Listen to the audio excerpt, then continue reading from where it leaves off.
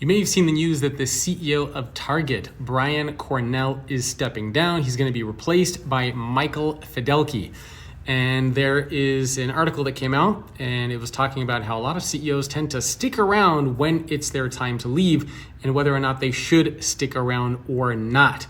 My thoughts on this particular situation: Brian should not stick around. And I'm not even sure if Michael is the best choice for CEO, mainly because Michael's been at the company for over 20 years. He's been working side by side with Brian Cornell. So I don't know how much change you're going to get in leadership there. They've been working side by side together since 2014 when Brian took over as CEO. But let me give you a couple stats here around why I don't think Brian should be staying on as chairman of the board. So I looked at the market cap of a bunch of different companies starting from 2014 to today. 2014 is when Brian took over as CEO. Market cap of Target was $48.4 billion. Today it is $45 billion, down by 7%. Walmart was $276, now it's $808, up 192%. Look at Amazon, it was $144, now it's $2.43 trillion, up 1,584%. Costco went from $58 billion to $435, up 650%.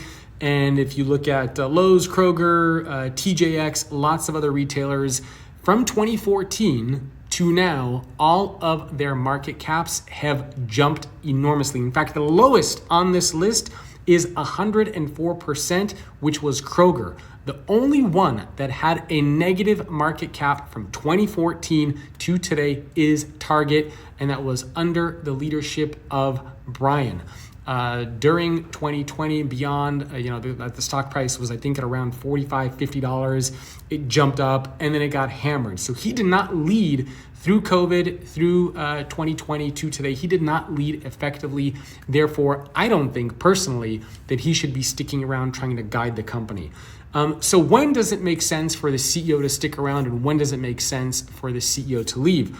I think a return of a CEO works best when you need radical focus and turnaround. So you look at Steve Jobs, you look at Bob Iger, you look at the CEO of Starbucks, and Bob Iger, he came back twice, the second time less successful than the first. But in a lot of those situations, the CEO came back, the company needed radical focus and turnaround, and those CEOs came back and they were able to make it happen. In situations when you need a new thinking for a new era, innovation, oftentimes having that old CEO stay on the board and kind of guide things, not the best approach. So in this case, I don't think it's going to help them. But curious to hear your thoughts. When does it make sense for a CEO to stay on board? When is it time to say bye-bye?